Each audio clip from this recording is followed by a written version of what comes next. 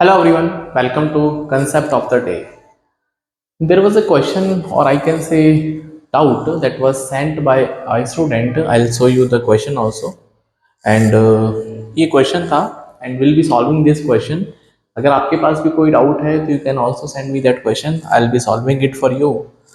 तो successive percentage से related question है और क्वेश्चन ये है कि सर जब तक नंबर्स हैं तो इट इज़ इजी, बट जब वेरिएबल आते हैं तो कैसे सॉल्व करते हैं, राइट। तो बेसिकली जब वेरिएबल इन्वॉल्व होते हैं तो वो बेसिकली एक अच्छा कैट का क्वेश्चन बन जाता है, या फिर कैट से ऊपर जो एग्जाम होता है जेट वगैरह के उसके लिए अच्छा क्वेश्चन होता है, राइट। अगर आपके पास ऑप्शन हैं तो you can simplify your problem. जब हम आपके पास जब वेरिएबल्स होते हैं, अगर ऑप्शंस नहीं है तो फिर आपको सॉल्व ही करना पड़ता है, राइट। तो पहले हम इजी क्वेश्चन समझते हैं, उसके बाद जो वेरिएबल है उनको समझेंगे। तो we have the question, the price of an article is decrease by 25%। तो मैं जैसे बताता हूँ पहले उसको समझते हैं। 25% का फ्रैक्शन होता है 1/4, राइट। तो this is original and this is final, right.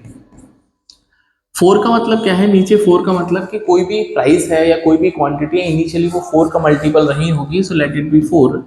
और ऊपर वाला नंबर ये बता देता है कि चेंज कितना करना है द डिनोमिनेटर। अगर ये इंक्रीज है तो प्लस करना है डिनोमिनेटर में, डिक्रीज है तो माइनस करना है। So this is decrease, right. तो हम माइनस करेंगे यहाँ पे 1। सो फाइनली ये आपको 3 में अवेलेबल हो जाएगा। तो जो चीज़ पहले 4 की थी अभी वो 3 की मिलेगी। And then increase by 36%। अभी दूसरा जो परसेंटेज इंक्रीज है वो 36% है। 36%, you know, that is I can simplify, right, 36/100, और I can say 9/25। It means कि इनिशियली अगर उसका प्राइस 25 रहेगा तो 9 से उसको इंक्रीज होना चाहिए, so that is available for ₹34। Whenever we are calculating successive percentage, right, तो आपको इनको मल्टीप्लाई करना, हाँ मल्टीप्लाई करना है। तो मल्टीप्लाई जब आप करोगे तो this would be 100, this would be 100 and this would be 102। तो ओवरऑल 100 रुपए की चीज आपको 102 रुपए में मिल रही है। That is the successive percentage, right. 2% का मतलब इंक्रीज हो गया। If the resulting price is 765, तो ओरिजिनल प्राइस कितना, राइट। तो रिजल्टिंग प्राइस आपके पास 765 है, तो ओरिजिनल प्राइस कितना है। इसका मतलब क्या है, इसका मतलब क्या है, दैट इज 102 की जो वैल्यू है क्वेश्चन में वो दे रखी है आपको 765, राइट। तो आपको 100 यूनिट की वैल्यू निकालनी है। तो बहुत इजी क्वेश्चन हो गया बेसिकली, राइट। तो अगर मैं इसको 1 यूनिट की वैल्यू निकालता हूँ, सो 1 unit is nothing but 765/102, and we have to find the value of 100 units. So 100 into 765/102, so 2 से 50, 2 से 51, एंड 51 बन जा 51, बचेगा आपके पास 25, 55, तो ये 15 हो जाएगा, दैट इज 750। तो ओरिजिनल प्राइस जो है वो 750 था। तो ये लेवल 1 का क्वेश्चन है, राइट। बहुत इजी क्वेश्चन है। और ये जो तरीका है, ये आप एक बार परसेंटेज इंक्रीज करो, 2 बार करो, 3 बार करो, एन नंबर ऑफ टाइम करो, दिस इज ऑलवेज बेटर। और ये हमेशा आपको रिजल्ट भी जल्दी देगा, और अगर आपकी कैलकुलेशन अच्छी है तो आपको एक्यूरेसी भी देगा, राइट। अब हम इसी के एक लेवल अप चलते हैं। तो यहाँ पे अब क्या पंगा है, the salary of worker is increase by 25%। तो पहला इंक्रीमेंट है कि किसी आदमी की सैलरी 25% बढ़ जाती है, and therefore reduced by Z%। अब यहाँ पे वेरिएबल आ गया, Z% से डाउन हो जाती है, राइट। तो मेरा तरीका तो वही रहेगा, ओरिजिनल और फाइनल। तो 25% का फ्रैक्शन तो आप सब लोग जानते हैं, दैट इज 1/4। तो आई कैन से 4 से हो जाएगा ये 5, बिकॉज इंक्रीज हो गया है +1। वाई +1, बिकॉज ऊपर +1 है, ऊपर 1 लिखा है। तो 25% इंक्रीज का मतलब इनिशियली 4 से 5 हो जाएगी। अब Z% I don't know, Z% I don't know. तो मान लेते हैं भाई कुछ ना कुछ तो फ्रैक्शन आएगा, A/B या समथिंग लाइक दैट, कुछ भी फ्रैक्शन आएगा। तो मैं ये मान लेता हूँ, मैं ये अज्यूम कर लेता हूँ कि इसकी वैल्यू A से B हो जाएगी। हाँ, तो B should be less than A, so that ये डिक्रीज है। अगर इंक्रीज होगा तो B should be more than A, this is for decrease. And B अगर A से बड़ा है तो ये इंक्रीज का केस है। बट इसने ऑलरेडी क्वेश्चन में दे दिया है डिक्रीज है, रिड्यूस्ड है तो ऑलरेडी बी जो है वो ए से कम ही आएगा, तो बट कितना आएगा ये हमको चेक करना है। And net change, right. अब यहाँ पे दो बार है तो मैंने आपको बोला इनको मल्टीप्लाई कर लीजिए। तो अगर मैं इनको मल्टीप्लाई करता हूँ ओवरऑल निकालने के लिए, that would B 4a and that would B 5b, right. तो कोई भी वैल्यू 4a से 5b हो गई है, राइट। बट क्वेश्चन में बोलता है कि ओवरऑल 12.5% का इंक्रीज है। हाँ, ओवरऑल कितना है? 12.5% का। हाँ, then net change in the salary is 12.5%, right. अब नेट चेंज आपके पास 12.5% है। अब एक बात बताओ भाई, 12.5% कब हो सकती है, राइट। तो 12.5% ये तभी होगी, राइट, अगर ये यहाँ पे, हालांकि इसको मेंशन करना चाहिए कि 12.5% इंक्रीज है या डिक्रीज है। हाँ, because it is not given कि इंक्रीज है या डिक्रीज है, तो हम ये अज्यूम कर लेते हैं इट इज, हम ये अज्यूम कर लेते हैं क्वेश्चन, आई थिंक ये मिसप्रिंट है, इसको हम इंक्रीज मान लेते हैं। आई कैन से ये इंक्रीज है, राइट। तो 12.5% से इंक्रीज हो गया फॉर एग्जाम्पल, तो इंक्रीज का मतलब ये वैल्यू 1/8, तो 8 से हो गई 9, 8 से कितनी हो गई 9। तो अगर इंक्रीज होने पर 8 से 9 होने पर z आपका इंक्रीमेंट आएगा तो अच्छी बात है, नहीं तो फिर ये क्वेश्चन डिक्रीज वाला था, यहाँ पे हमको चेक करना पड़ेगा। तो यू कैन से कि अगर मैं ओरिजिनल और फाइनल का रेशियो देखता हूँ तो that is 4a to 5b, और यहाँ पे ओरिजिनल 8 से हो गया 9, यहाँ से 4 2 जा 8, which implies a upon b जो है वो 10 से हो गया 9, भाई 5 2 जा 9, राइट। तो ये हो गया 10 to 9, मतलब पहले चीज 10 रुपए की थी, अभी वो 9 की मिल रही है, तो यहाँ पे 10 है और यहाँ पे आपके पास 9 है, राइट। तो 10 से हो गई 9, तो कितना परसेंट ये डिक्रीज या परसेंटेज चेंज हो गया? I think you can solve it now. भैया 10 से चीज अगर हो रही है 9, तो परसेंटेज डिक्रीज हो जाएगा, there is a decrease of 1/10 into 100, तो 10% से वैल्यू क्या हो जाएगी? डिक्रीज हो जाएगी। 10% से वैल्यू क्या होगी? डिक्रीज हो जाएगी। Hopefully it is clear, right. उसके बाद जो क्वेश्चन है उस पर बात करते हैं। हमने यहाँ पे इंक्रीज जो है वो अज्यूम करा था फाइनली ओवरऑल।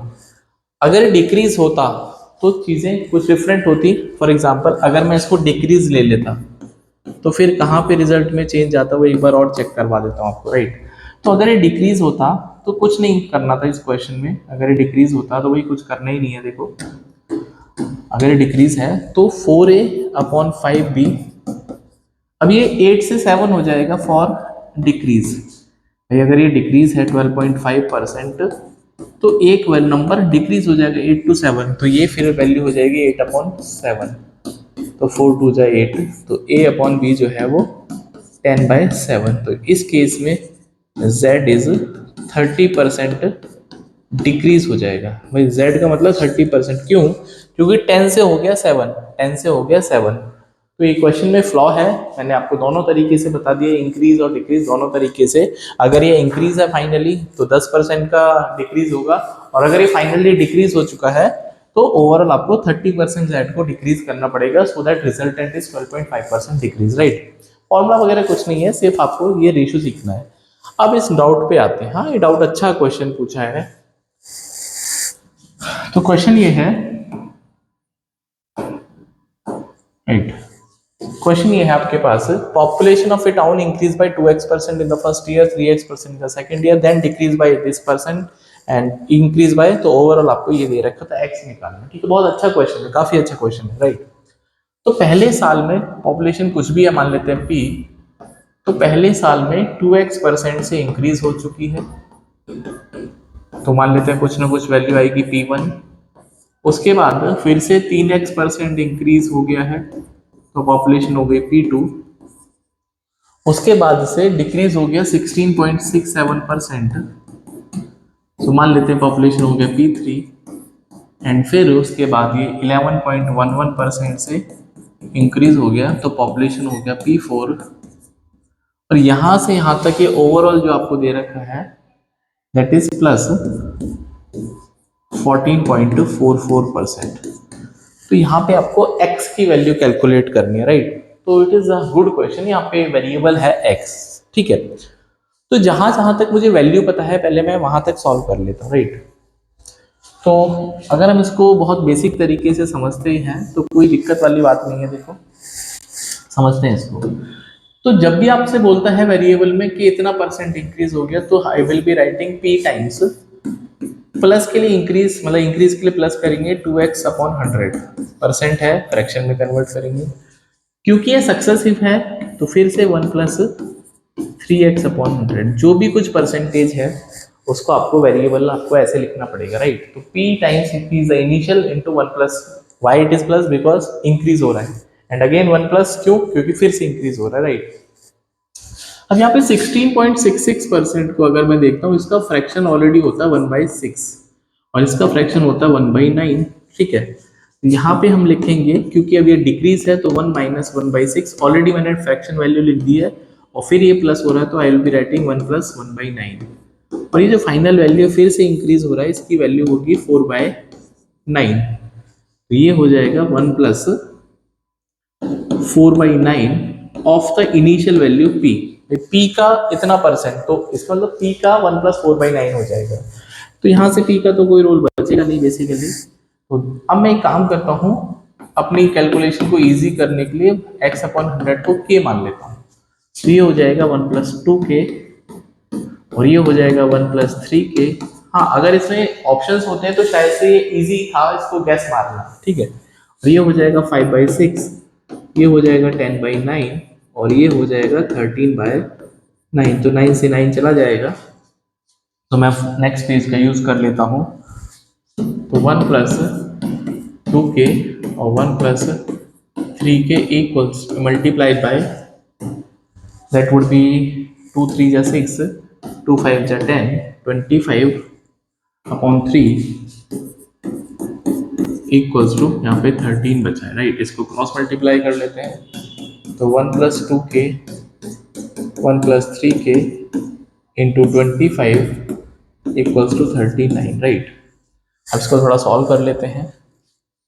तो this would be 1 plus 5k हो जाएगा plus 6k square equals to 39 upon 25। तो इस 1 को इधर ले जाते हैं, so that would be 6k square plus 5k equals to 39 upon 25 minus 1, right. इस 1 को इधर ले जाएंगे, so ultimately this is 6k square plus 5k equals to 14/25, 14/25, ठीक है। ये हो जाएगा 150k square plus 125k minus 14 equals to 0। तो ये गंदी सी एक क्वाड्रेटिक इक्वेशन बनी है, बहुत ही गंदी सी क्वाड्रेटिक इक्वेशन बनी है और आपको यहाँ पर k निकालना, राइट, ठीक है। यहाँ पे आपको k की वैल्यू निकालनी है। तो 14 इंटू 150 के ऐसे फैक्टर जो 125 आए, क्या आपको पास इसका ऑप्शन है क्या भाई? 15 इंटू 10 150 इंटू 2 इंटू 7 14, आपको 125 लाना है तो 10, हाँ आ जाएगा। देखो 20 इंटू 7 140 और 15, राइट, ये हो जाएगा बेसिकली। तो 150 के स्क्वायर और प्लस का 140 के माइनस का 15 के माइनस 14 इक्वल्स टू 0। तो यहाँ से हम 10 कॉमन ले सकते हैं के साथ में, तो 15k प्लस 14 और यहाँ से 1 कॉमन ले लेंगे तो 15k plus 14 equals to 0। So 10k plus 1 और 15k प्लस 14 इक्वल्स टू 0। तो ये आपके पास इसकी क्वाड्रेटिक इक्वेशन आ गई, राइट। कुछ एरर किया है क्या हमने भाई? 140 में से तो प्लस का माइनस का, अच्छा माइनस का था, ठीक है, ओके। यहाँ पे माइनस का 1 कॉमन आएगा, यहाँ पे माइनस का 1 कॉमन आएगा, दैट वुड बी -1। तो ये हो जाएगा 10k माइनस 1 और 15k प्लस 14 इक्वल्स टू 0। तो यहाँ से 10k माइनस 1 या तो 0 होगा या 15k प्लस 14 0 होगा। यहाँ से k की वैल्यू हो जाएगी 1/10 और यहाँ से k की वैल्यू हो जाएगी माइनस का 14/15, राइट। अब यहाँ पे ये तो पॉसिबल नहीं है, क्यों? क्योंकि ये रिप्रेजेंट करता है डिक्रीज को, ये नेगेटिव आ गया। इसका मतलब k की वैल्यू 1/10 हो जाएगी और k को आपने अज्यूम किया था x/100, तो विच इम्प्लाइज x की वैल्यू 10% आ जाएगी, right. So this is the final answer of the question. तो काफ़ी अच्छा क्वेश्चन है एंड इसी तरह के क्वेश्चन में आपको बस थोड़ा सा अपनी कैलकुलेशन का आप ऐसे इजी कर सकते हो कि जो x/100 है इसका आप कुछ भी अज्यूम कर सकते हो, राइट। तो होपफुली ये जो डाउट था आपको क्लियर हुआ होगा एंड अगर और भी आपको डाउट है या किसी और स्टूडेंट को कोई भी डाउट आता है तो you can leave your comment और send your doubt to my email ID. You can ask me about the email id, I'll be sharing it with you and so that you can send your doubt, right। तो मिलते हैं next video में एक और नए concept के साथ में। Till then connect with quant prep 99 Telegram group join कर लीजिए। vocabulary, question of the day, exam update, many things are there and see you in the next video. Bye, take care.